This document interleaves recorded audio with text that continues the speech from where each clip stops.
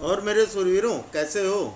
तो हम तैयारी कर रहे हैं Jawahar Navodaya Vidyalaya entrance exam class 9th की, और इस समय हम पढ़ रहे हैं मैथ्स की ट्रेनिंग क्लास, जो कि बहुत ही ज़्यादा इंपॉर्टेंट है आपके एग्ज़ाम के लिए। यहाँ पर आपको हर तरह के क्वेश्चन, क्योंकि इस बार का एग्ज़ाम जैसा हुआ था यहाँ पर बुक सफिशिएंट नहीं हो पाई थी, तो इसलिए हम लोग थोड़ा एक्स्ट्रा पढ़ाई करेंगे, जिससे कि हम और बच्चों से जो बुक से तैयारी करेंगे उनसे हम थोड़ा सा आगे रहें।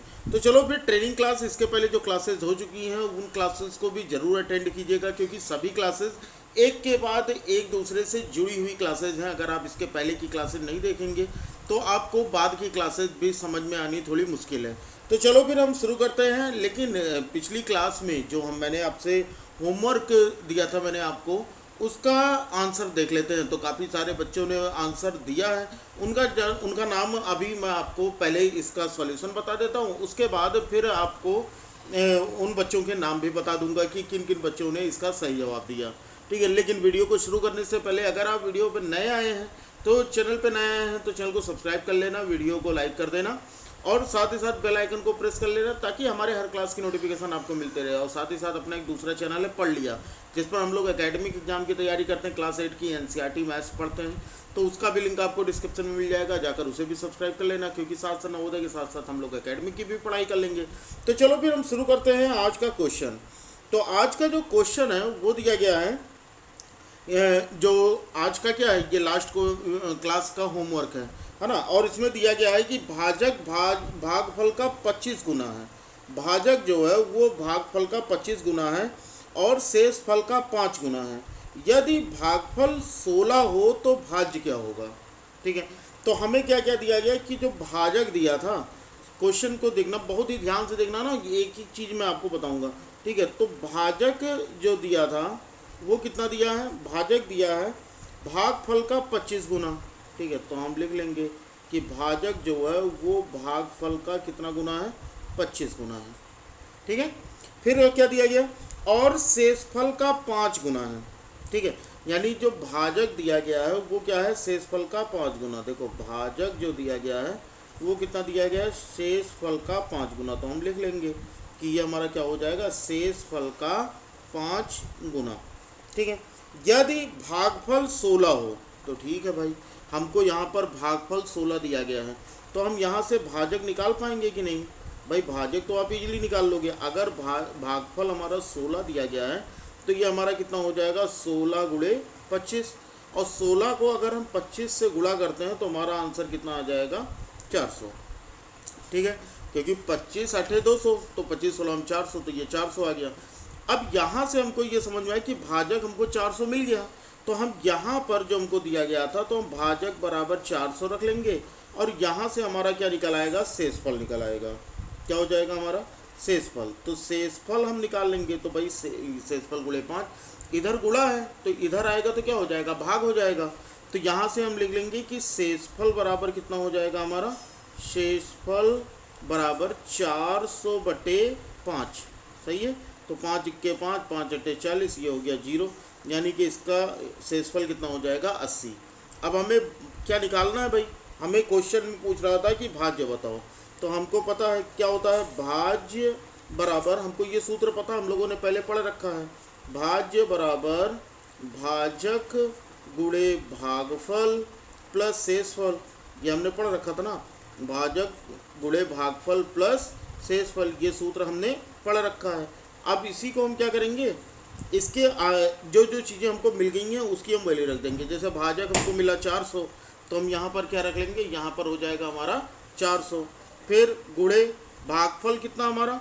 भागफल हमको दिया गया था 16, यही तो दिया क्वेश्चन में, भागफल क्या दिया गया? 16, तो हम यहाँ 16 रख लेंगे, प्लस शेषफल, शेषफल कितना दिया गया? 80, तो हम यहाँ पर क्या रख लेंगे? 80 रख लेंगे।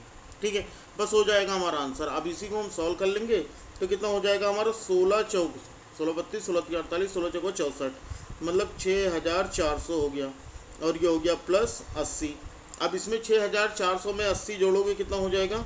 6480 जो होगा इसका करेक्ट आंसर हो जाएगा, यानी कि बी आंसर जो होगा वो क्या होगा? इसका बिल्कुल करेक्ट होगा। बताओ भाई, समझ में आ गया ये क्वेश्चन? अब चलो हम देख लेते हैं कि किन किन बच्चों ने इसका सही जवाब दिया। तो सबसे यहाँ पर प्रज्ञा नायक, कैलाश, निखिल पाल, इन लोगों ने सही आंसर दिया। पवन बिश्नोई ने पूरा आंसर दे दिया है कि किस तरह से इसका सॉल्यूशन होगा, बहुत बढ़िया बच्चा। उसके बाद सौंदर्य ने भी इसका आंसर पूरा दिया है। फिर भानु कसौधन का आंसर बिल्कुल सही है। सवार भुल्लर ने पूरा सॉल्यूशन दिया है, तो इनका भी आंसर बिल्कुल सही है। ठीक है, तो इस तरह से काफ़ी सारे बच्चों ने इसका सही आंसर दिया, तो सभी को भाई बहुत बहुत बधाई। अब हम क्वेश्चन करते हैं अगले टाइप के क्वेश्चंस पर। तो अगला टाइप का क्वेश्चन शुरू करने से पहले भाई अगर आपने वीडियो को लाइक नहीं किया तो लाइक कर देना। और हम जितने भी टाइप के क्वेश्चन करते हैं लास्ट में आपको होमवर्क जरूर मिलेगा। ठीक है, होमवर्क का आंसर जो बच्चे दे रहे हैं, जो भी बच्चे होमवर्क का आंसर दे रहे हैं उनके लिए फ़ायदा रहेगा। और फ़ायदा ये रहेगा कि जब आपका पेड बैच लॉन्च होगा, ठीक है, तो पेड बैच में जो बच्चे रेगुलर क्लास अटेंड कर रहे हैं अभी से, जिनको बिल्कुल जिन्होंने कमर कस ली है, नवोदय में सिलेक्शन की तैयारी की, उन लोगों के लिए वो बैच बिल्कुल फ्री होगा, क्योंकि जो बच्चे पढ़ना चाहेंगे उनको मैं पढ़ाऊँगा। ठीक है, बाकी जो पेड बैच आएगा जितनी भी कॉस्ट होगी वो आपको बता दिया जाएगा, और किस ऐप पे होगी वो भी आपको बता दिया जाएगा। तो चलो हम आज देख लेते हैं अगला जो टॉपिक है हमारा, और ये है गुणा और भाग पर आधारित प्रश्न। ठीक है, तो हम गुणा और भाग पर आधारित प्रश्न हम कैसे करेंगे।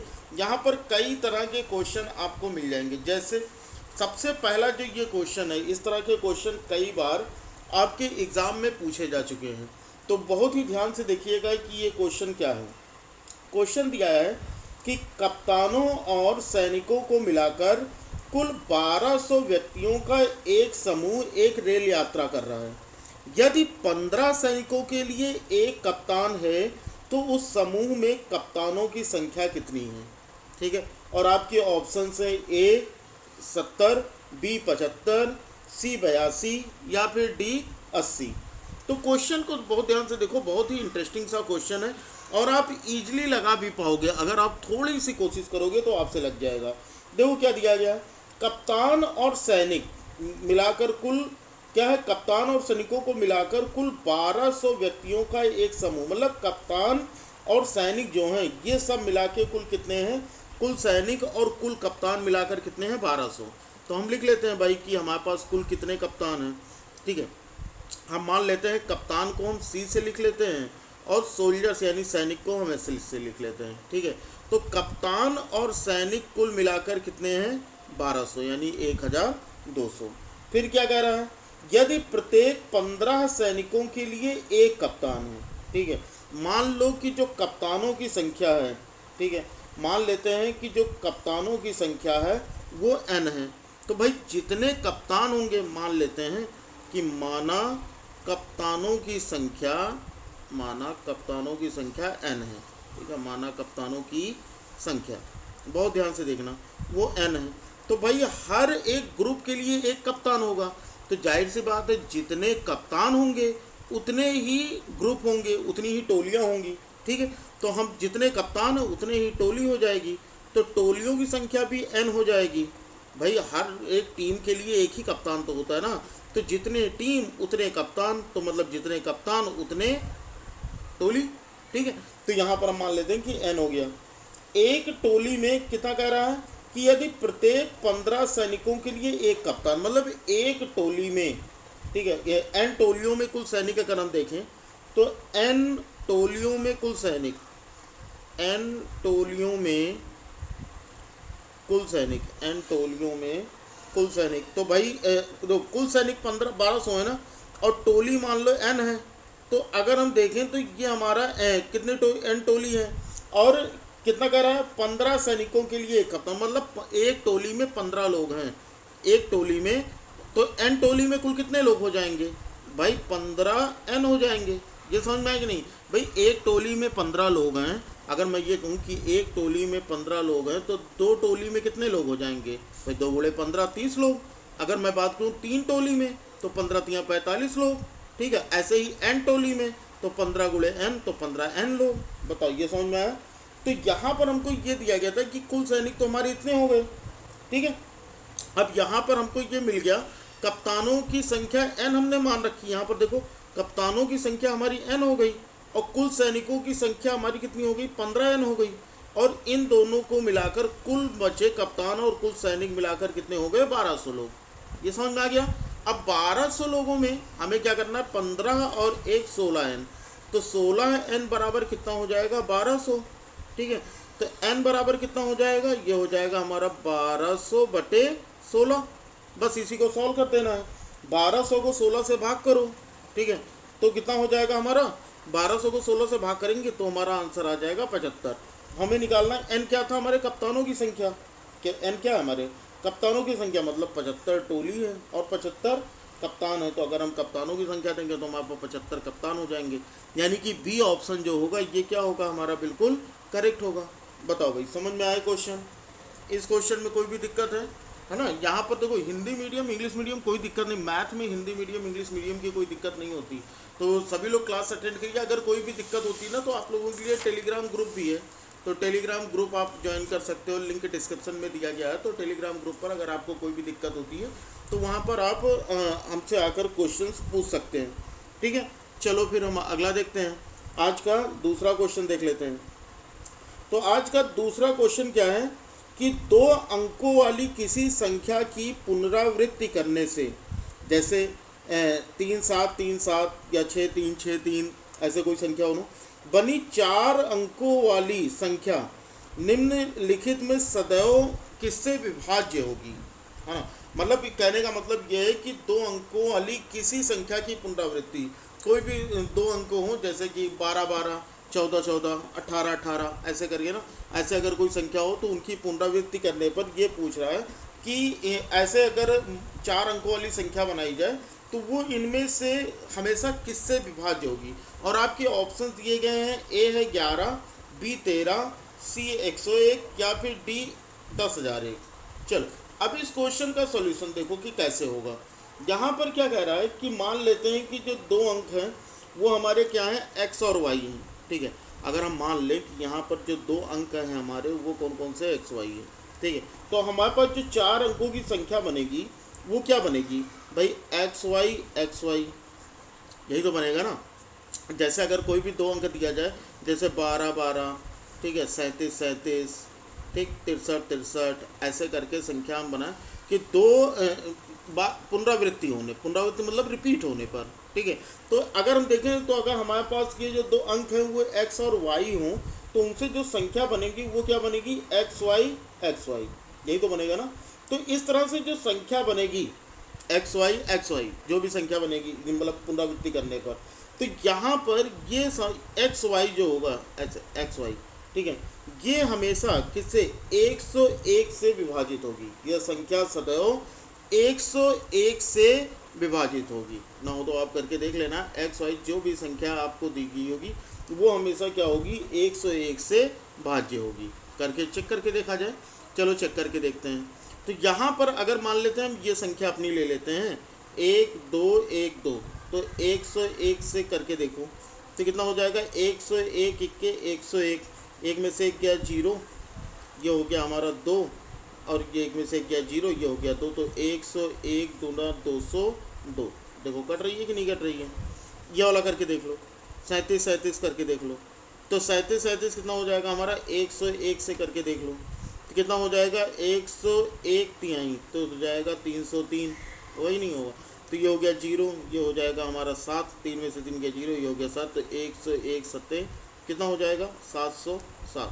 अब एक चीज़ इसमें देखो, ये क्यों हो रहा है 101 से, कि जो भी हमारी संख्या होगी, मतलब अगर 4 अंकों की संख्या होगी तो 4 अंकों की जो भी संख्या होती है आप ऑप्शन से चेक कर लेना। पहली चीज़, अगर इस तरह का क्वेश्चन आता है तो ऑप्शन से चेक कर लेना। और दूसरी चीज़ ये दिखाई दे रहा है कि जब भी ये संख्या रिपीट होगी तो 101 होने पर फिर से हमको वैसी ही संख्या, क्योंकि 0 मिल जा रहा है और देखो आगे पीछे की संख्याएं समान मिल रही हैं, आगे पीछे की संख्याएं समान मिल रही हैं, बीच में 0, यहाँ पर आगे पीछे की संख्याएं समान हैं और बीच में 0 है।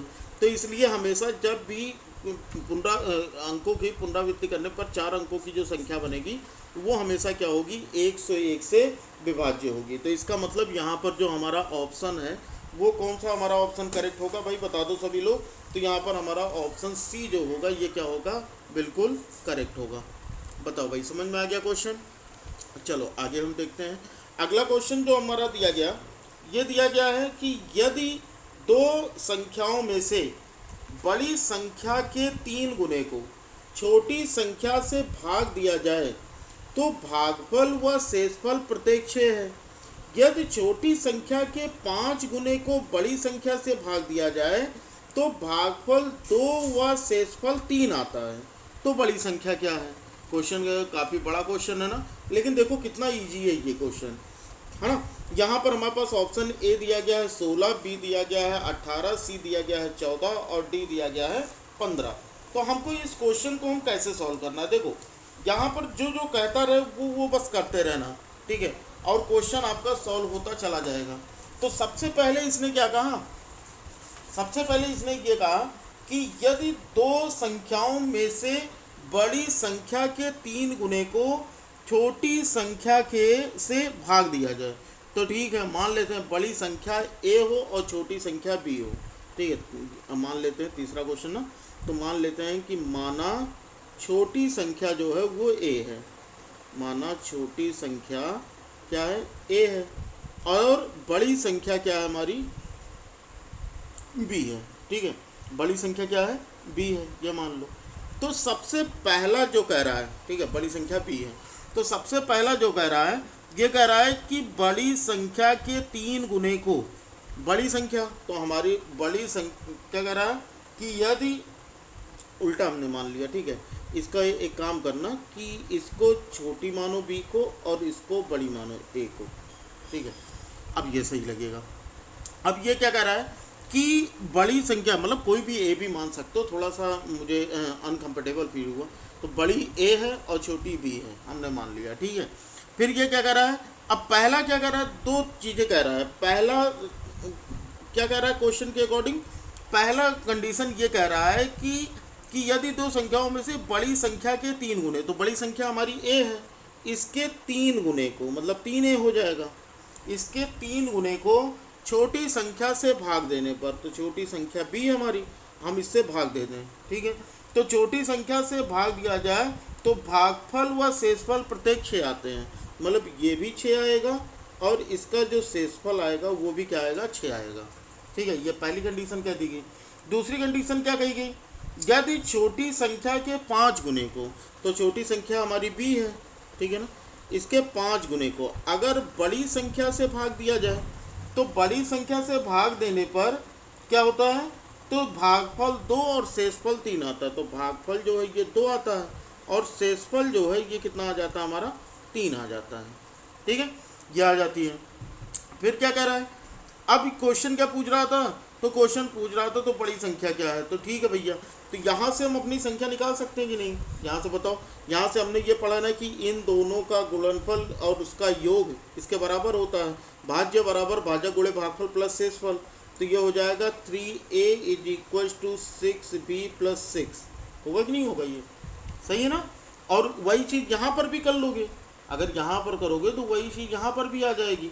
हाँ, ये इसको और सिंप्लीफाई कर सकते हो, ये सभी 3 से कट रहे हैं ना, सभी के सभी 3 से विभाजित हैं, तो 3 × 3, 3 दूनी 6, और ये कितना हो जाएगा? 3 दूनी 6। ऐसे लिख सकते हो कि नहीं लिख सकते? लिख सकते हैं। अगर यहाँ पर देखोगे तो ये हमारा कितना हो जाएगा? 5b = 2a + 3, होगा कि नहीं होगा? तो ये हमारा हो गया दूसरी चीज़, है ना। अब यहाँ से हमको a की वैल्यू मिल गई, यहाँ से हमको क्या मिल गई? a की वैल्यू मिल गई। चाहे आप a की वैल्यू रख दो या फिर आप b की वैल्यू रख दो। हमें क्वेश्चन में निकालना क्या था? हमें क्वेश्चन में पूछ रहा था बड़ी संख्या, तो बड़ी संख्या तो हमारी a है, तो मतलब कि हमको क्या निकालना है? a निकालना है ना। अब चाहो यहाँ से बड़ी संख्या भी निकाल सकते हो और छोटी संख्या भी निकाल सकते हो। अब रख लो भाई यहाँ पर a का मान कितना दिया गया हमारा?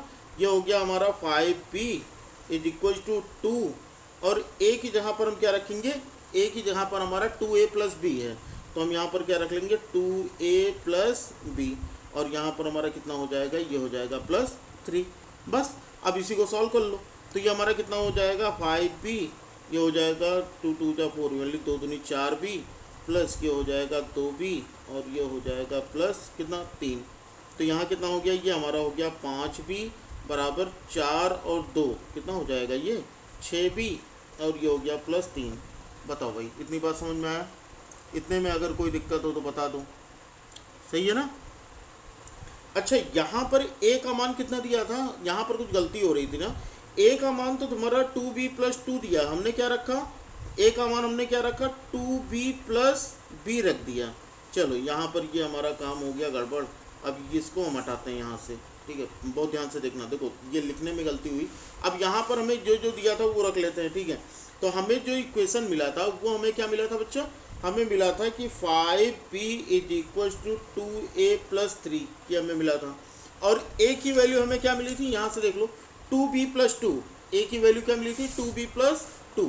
तो हम a की जगह पर क्या रख लेंगे, हम a की जगह पर रख लेंगे 2b+2 ये रख लेंगे, ठीक है ना। तो वो ह्यूमन एरर मतलब मानवीय त्रुटि है वो, जो मैंने इसके पहले लिख दिया था आपको, ठीक है। तो यहाँ पर हम क्या करेंगे इसको, तो ये हमारा हो जाएगा 5b = 2 2 जा 4b + 2 2 जा 4 और ये हो गया +3 ऐसे। तो कितना हो जाएगा 5b, ये हो जाएगा 4b और ये हो जाएगा 4 + 3 हो जाएगा 7। 4b को इधर हम ट्रांसपोज कर देंगे, इधर स्थानांतरित करेंगे तो प्लस है तो माइनस हो जाएगा। तो 5b माइनस कितना हो जाएगा 4b, मतलब 5b - 4b = हो गया 7। अब 5b - 4b मतलब 5b - 4b करेंगे तो 1b, तो b = 7। लेकिन हमारा b तो हमने छोटी संख्या मान रखी थी और क्वेश्चन में हमसे क्या पूछ रहा था, बड़ी संख्या, है ना। तो हम क्या करेंगे, उठा के कहीं पर ही वैल्यू रख दो। अब हमको क्या मिल गया, p = 7 मिल गया है। तो अगर हमें b = 7 मिल गया है तो हम बड़ी संख्या निकालनी है, तो हम यहीं पे वैल्यू रख देंगे 2, b का मान 7 आया है +2, तो कितना हो जाएगा 7 दूनी 14 + 2, 14 और 2 कितना हो जाएगा, बताओ भाई, 14 और 2 कितना हो जाएगा 16। तो इसका मतलब 16 जो होगा इसका करेक्ट आंसर होगा, यानी कि ए ऑप्शन जो होगा ये बिल्कुल करेक्ट होगा। बताओ भाई, समझ में आ गई बात, है ना। तो इस तरह से इस क्वेश्चन को सॉल्व करोगे तो बहुत ही आसानी से आपके क्वेश्चंस लग जाएंगे। चलो अब आज के हम आ जाते हैं होमवर्क पे। अब ये क्वेश्चन आप तीनों क्वेश्चन आप लगाने की कोशिश कीजिएगा और देखिएगा, इससे और कोई तरीका अगर आपको आता होगा तो वो भी मुझे टेलीग्राम पर जाकर बता दीजिएगा, लिंक डिस्क्रिप्शन में। चलो फिर हम आज का होमवर्क ले लेते हैं, ठीक है। और होमवर्क का आंसर कमेंट बॉक्स में दीजिएगा, जो कि आपके पेड बैच के लिए, ठीक है। हिंदी मीडियम इंग्लिश मीडियम वालों की अलग अलग क्लासेस चलेंगी, तो दोनों बच्चे अटेंड किया करें, क्योंकि जो पेड क्लास होगी वो दोनों मीडियम के बच्चों के लिए होगी, ठीक है। तो हम जहाँ पर देखते हैं आज का जो होमवर्क है वो क्या है, तो इसका सॉल्व कीजिएगा और इसका आंसर कमेंट बॉक्स में दीजिएगा। तो जिन बच्चों का जवाब सही होगा उनका नाम अगली क्लास में बताया जाएगा। तो चलो देखते हैं क्या है। तो हमें दिया गया है कि दो धनात्मक संख्याओं का गुणनफल 11,520 है, मतलब दो पॉजिटिव नंबर्स हैं, उनका जो प्रोडक्ट है वो 11,520 है और उनका भागफल 9/5 है और उनका जो कोसेंट है वो क्या होगा 9/5 होगा। तो दोनों संख्याओं का अंतर बताना है, यानी तब दोनों नंबर्स का डिफरेंस क्या होगा। और आपके ऑप्शन हैं A 60, B 64, C 74 या फिर D 70, ठीक है। तो सभी लोग इसका आंसर सॉल्व कीजिएगा और कमेंट बॉक्स में दीजिएगा, और जो भी सही जवाब देगा उनका नाम अगली क्लास में उन बच्चों का नाम बताया जाएगा, ठीक है। तो वीडियो अगर अच्छी लगी हो बच्चा तो वीडियो को लाइक कर देना, और अगर चैनल पर नए हो तो चैनल को सब्सक्राइब कर बेल आइकन को प्रेस कर लेना, ताकि हमारे हर क्लास की नोटिफिकेशन आपको मिलती रहे। साथ ही साथ पढ़ लिया का लिंक भी डिस्क्रिप्शन में जाकर उसे भी सब्सक्राइब कर लेना, क्योंकि वहाँ पर हम लोग NCERT मैथ्स पढ़ेंगे, ठीक है बच्चा। तो चलो फिर पढ़ते रहो, बढ़ते रहो, मिलते हैं अगली क्लास में। तब तक के लिए जय हिंद, वंदे मातरम।